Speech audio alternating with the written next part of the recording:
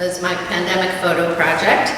It started at the beginning of COVID and went through till today.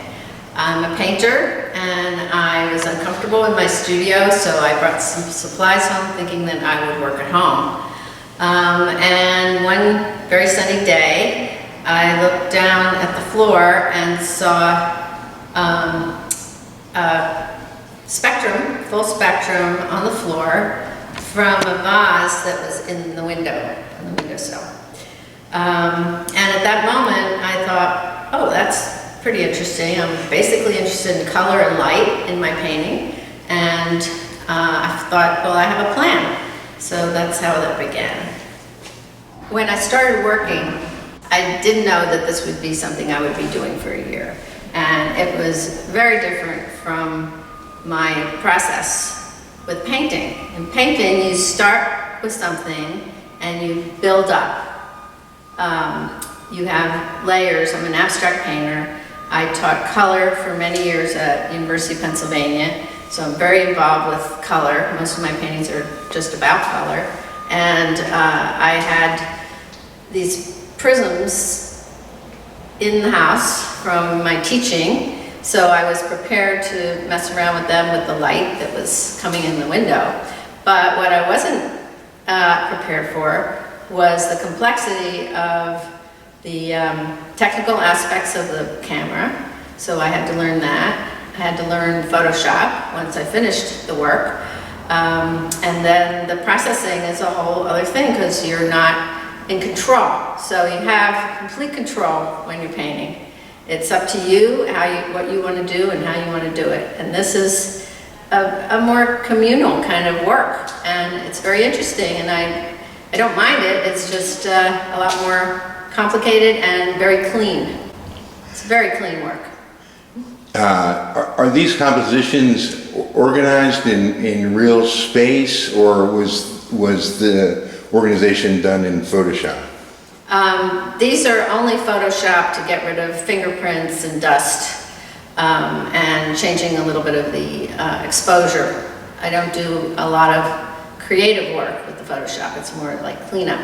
I set these objects up, and they're all objects that I found around the house, or things that I searched on Amazon that I needed, and they're very small.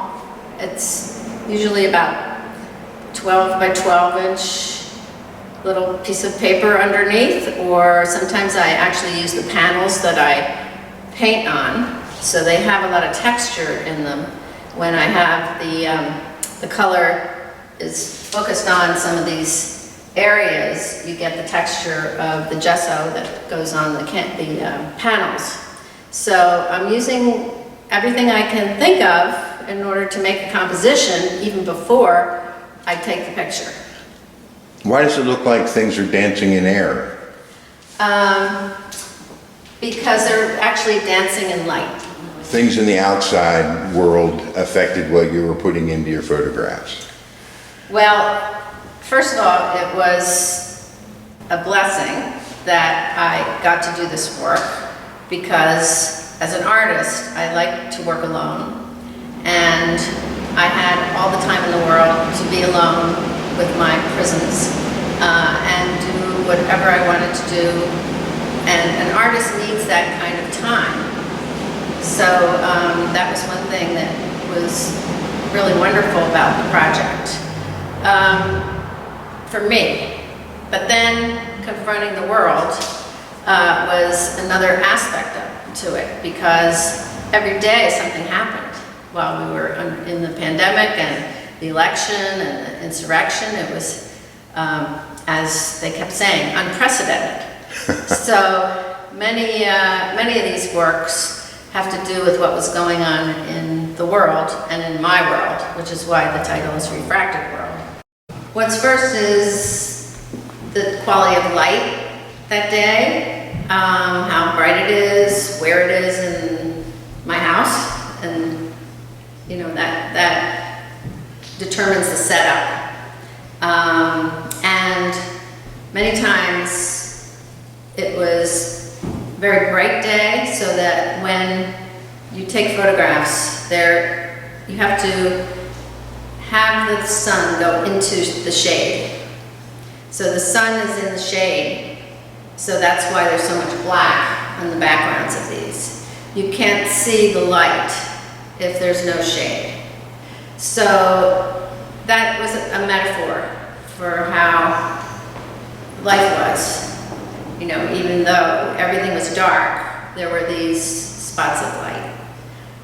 So that's where I start with what colors I'm going to use, what colors I see, how I'm going to control the colors. All the colors are in harmony because they are the colors of the spectrum. So that was a much easier way of working than painting. There were always harmony in that. The world was very chaotic. You know, when was this going to end? When am I going to get the vaccine? How we had to try to find the vaccine in the beginning, and the stress that caused, because we couldn't go out until we got the vaccine. We wanted everyone to get it too. So that whole process was very anxiety producing, and I think that these two show that kind of anxiety with the angles and the focus, not focus, kind of crumbling situation with where the shapes are. This one is called Lucky because after I actually did get the vaccine, that was lucky that I had found this church where I could wait for 2 hours in the cold and get my vaccine, where I was very happy. So, and we have loops, which are not in a lot of these pieces, because not only was the fact that I had been vaccinated, it was also lucky that I found a way to make the loops with the light, which was not too easy, but I found a way to do it because I was trying to get some more positive kind of energy, and I think the colors also are more positive, and also the shapes.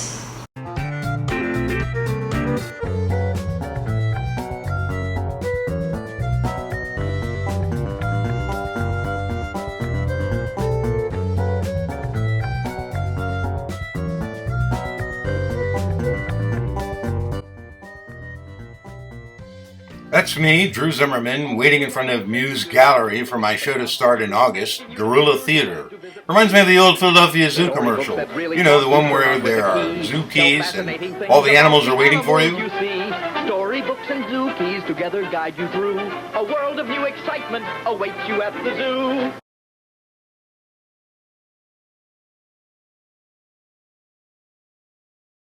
I'm standing next to the sign for my show at the Muse Gallery in August, a show called Guerrilla Theater, a term that comes from San Francisco street performances of the 1960s. A company there determined that the basic relationship between an audience and a performer is a fascist one, where the performer forces the audience to watch something and directs their sensibilities in a certain way. And that's how I feel about my art. You send it out there and you don't know what the reaction is going to be. And why should artistic activity be different from any other human endeavor? The three pieces in the center of this sign were made between 1984 and 2004, the Some Fun Mouse series, which expresses my interest in both papier-mâché and toy making. These are in fact a biodegradable version of G.I. Joe action figures made from found materials in any neighborhood with a cat. When I started working with papier-mâché back in 1980, my first instincts were practical. I immediately started to make marionettes. For a while I was even a street performer in Head House Square. The puppet here is from a 2008 show called The Dime Novelties, and this is Bob and Bing, the carnival MCs. Also in that show is Presley Golem, the monster of the Midway, who terrorizes the performers. Coming up, we're going to see the puppet that can escape from anything, young Eric Weiss, as played by Tony Curtis. Sealed in a bag and locked in a heavy trunk, I was dropped through an axed out hole bitter winters. This 4-foot in diameter sculpture labyrinth was actually 4 years in the making, 1986 to 1990. It has a practical origin like the marionettes. I was a movie clerk at a video store in the Great Northeast, and I built this to promote the movie Labyrinth starring David Bowie and Jennifer Connelly, which, as you recall, included a lot of fanciful puppets.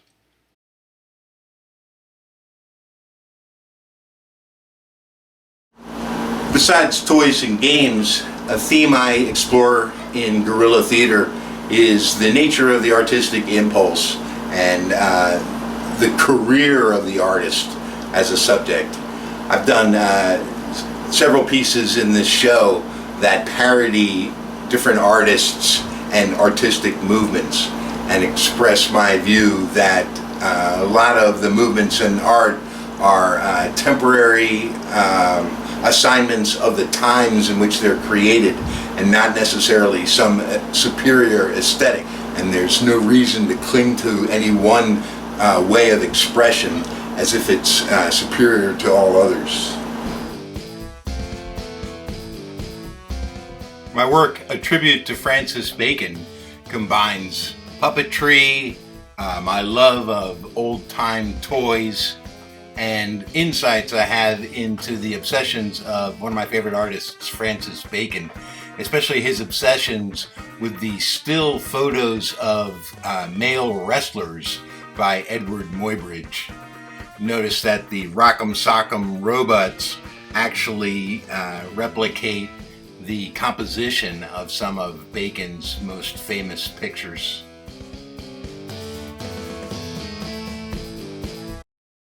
I execute further satires of artists and their particular art movements with which they're associated in a form that I like to call relief collage. That's where I take papier-mâché strips and apply them to a cardboard ground in such a way that the image is raised up in relief from the background. None of my works use paint or paint brushes. Instead, I build the images using torn newspaper or magazine advertisements, applying the color in a parody of what the painter does. I have a 6-foot tall sculpture I call Headcase that is a sort of inverted mask, and it represents the suitcase of personality that we're all burdened with, and that moment when the suitcase comes flying open and one realizes their entire personality of history, likes and dislikes, is a sort of fabrication.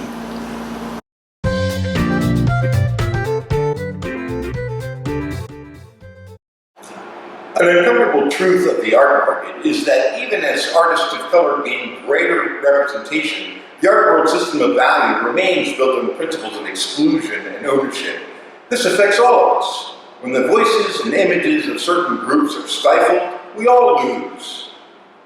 As one of Philadelphia's oldest cooperative art galleries, Muse Gallery has spent much time over the last year discussing how to address this situation. Being an artist and creating art can be an expensive endeavor. It's a difficult path for anyone to take, and particularly so for those who have been marginalized or who have few resources.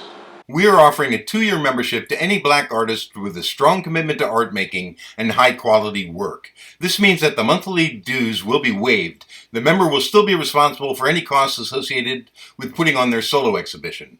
The membership provides a close-knit community of experienced professional artists, a month-long solo show in our highly visible location within the 2-year commitment, 1 to 2 group shows, and monthly mutual critiques. What we require from you is the commitment to attend monthly meetings and gallery sitting 1 day per month.